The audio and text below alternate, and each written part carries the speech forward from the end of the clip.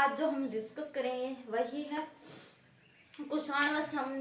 हम पढ़ रहे थे, तो कुषाण वंश में जो उसका संस्थापक था कुजुल कडफिसिस, उसको देखा था हमने। तो नेक्स्ट पढ़ेंगे उसी का पुत्र है विम कडफिसिस।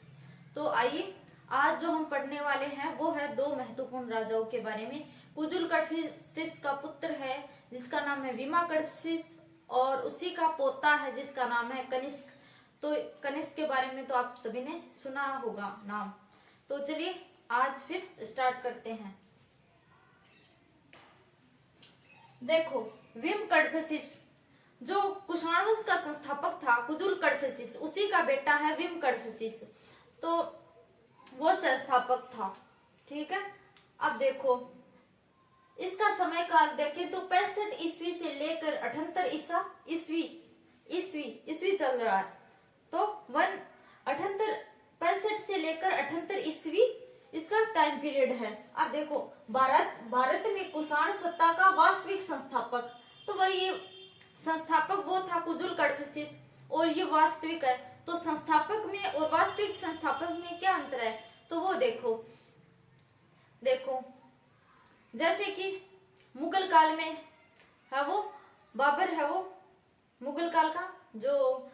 मुगल काल की स्थापना करता है, मुगल वंश की नींव रखता है, लेकिन वो स्थापक हो गया। वास्तविक संस्थापक अकबर को मानते हैं। इसी प्रकार है वो गुप्त वंश में श्रीगुप्त है वो संस्थापक था। उसके बाद है वो चंद्रगुप्त फर्स्ट है वो वास्तविक संस्थापक माना जाता है। दिल्ली सल्तनत है वो सल्तनत काल में कुतुबुद्दीन ऐबक है वो संस्थापक था, जबकि वास्तविक संस्थापक है वो इल्तुतमिश को माना जाता है। तो ये क्या हो रहा है, संस्थापक और वास्तविक संस्थापक। तो ये है कि मान लो आपने कोई आज कंपनी खोल दी, ठीक है, आपने खोल दी, उसको बाद में आपके जो बेटा है या बेटी है या फिर पोता है वो उसको आगे ले जा रहा है और उसको बड़ी उसको एस्टैब्लिश कर रहा है, उससे फेमस कर रहा है। तो यानी कि वास्तविक संस्थापक कौन हो गया, वही हुआ ना। इसी प्रकार समझो कि स्थापना कुषाण वंश की उसने कर दी, इसके पिताजी ने, कुजुल कडफिसिस, लेकिन वास्तविक संस्थापक ये था। कैसे, जो शासक है वो सामाजिक, आर्थिक, राजनीतिक, प्रशासनिक जितनी भी जो चीजें हैं उनको आगे लेकर जाता है, उनको मजबूती प्रदान करता है, शासन को मजबूती प्रदान करता है, वो वास्तविक संस्थापक होता है। जैसे कि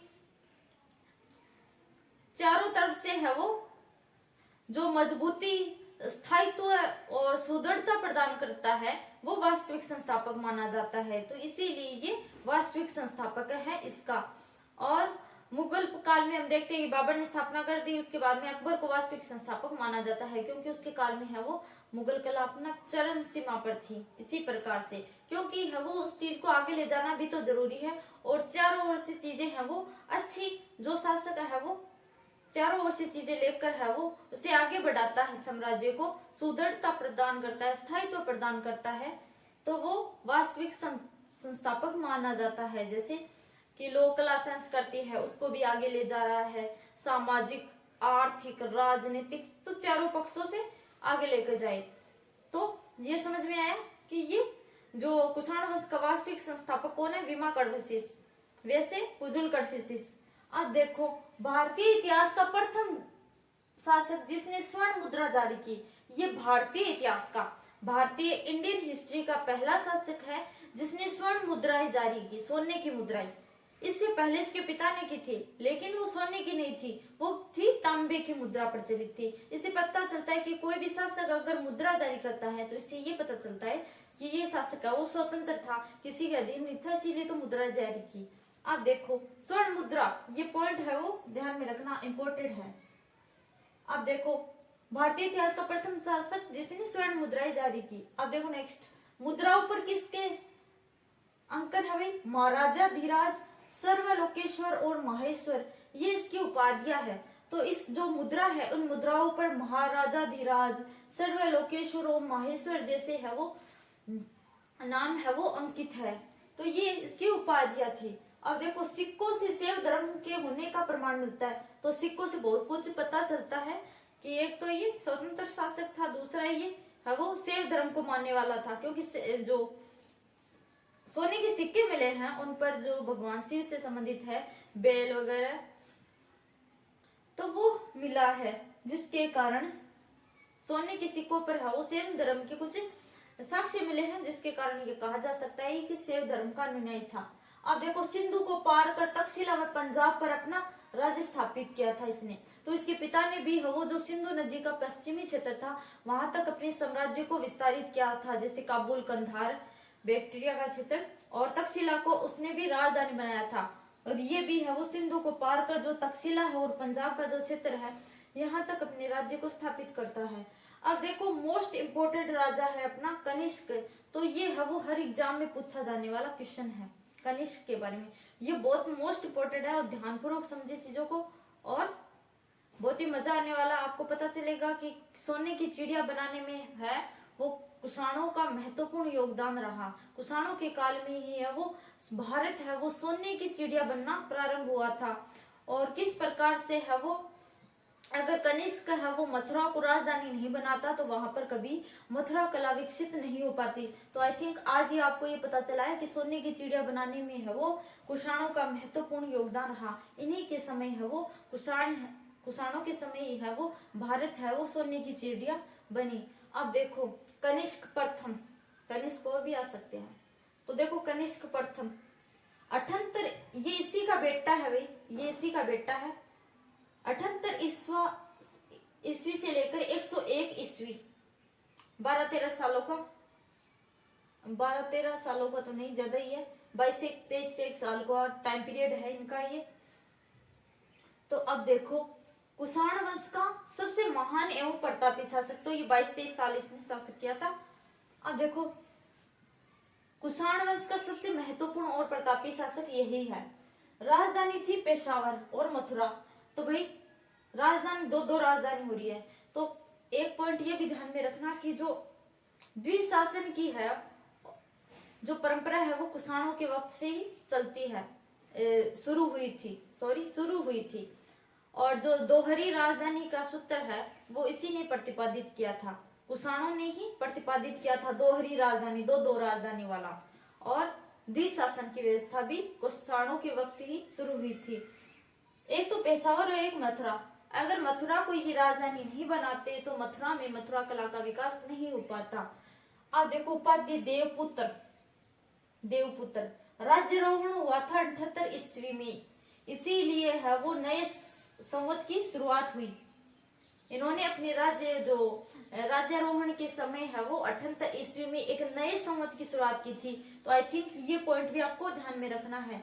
तो अगर आपसे कोई पूछे कि एक बात और नहीं आपको याद रखनी है कि शक संवत की शुरुआत कब हुई थी, तो 78 ईसा पूर्व में हुई, 78 ईस्वी में हुई थी, पूर्व नहीं लगाना है, 78 ईस्वी में हुई थी। और कनिष्क के वक्त हुई थी जब उसने राज्यारोहण किया था, मतलब जब वह राजा बना था उस टाइम। तो ये आपको ध्यान में रखना है। अब देखो, एक था विक्रम संवत, तो विक्रम संवत की शुरुआत हुई थी 57। अब देखो आगे, अभिलेख, कुल 12 अभिलेख मिले हैं। तो एक पॉइंट यहाँ पर ये भी याद रखना कि जो शक संवत है इसका सर्वाधिक प्रयोग है वो शकों ने किया था। शक संवत का सर्वाधिक प्रयोग शकों ने किया था। और शक संवत की शुरुआत किसने की है? कनिष्क ने 78 ईस्वी में। शक नाम है, इसका मतलब ये नहीं है कि शक संवत की शुरुआत शकों ने की, बिल्कुल भी नहीं, कुषाणों ने की है भाई, ये बात ध्यान में रखना आप। अब देखो, एक अभिलेख मिला खातक अभिलेख, खातक। अब देखो, ये मिला है बगलान का, जो अफगानिस्तान का क्षेत्र है, अफगानिस्तान का जो बगलान क्षेत्र है वहां से मिला है। सम्राटों का सम्राट इसमें कहा गया है कनिष्क को, सम्राटों का सम्राट एवं देवपुत्र, जो की उपाधि है। अब देखो, कुषाणों की वंशावली प्राप्त होती है, तो इससे खातक अभिलेख से भी है वो कुषाणों की वंशावली प्राप्त होती है। खातक अभिलेख से कुषाणों की वंशावली प्राप्त होती है, खातक अभिलेख से। एक रेब तक मिला था, वो भी पाकिस्तान में मिला था।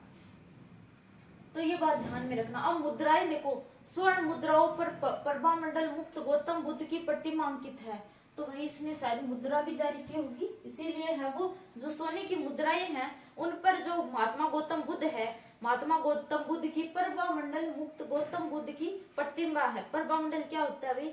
कि प्रभामंडल मैंने पिछले क्लास में भी शायद आपको बताया था कि जैसे महात्मा बुद्ध, महावीर स्वामी, उनके पीछे और जो कृष्ण भगवान के पीछे भी आपने देखा होगा कि जो पीला पीला सा वो चक्र है, ऑरेंज कलर का, वो चक्र सा ही ऐसा रहता है और प्रकाशित रहता है, तो वो प्रभामंडल है।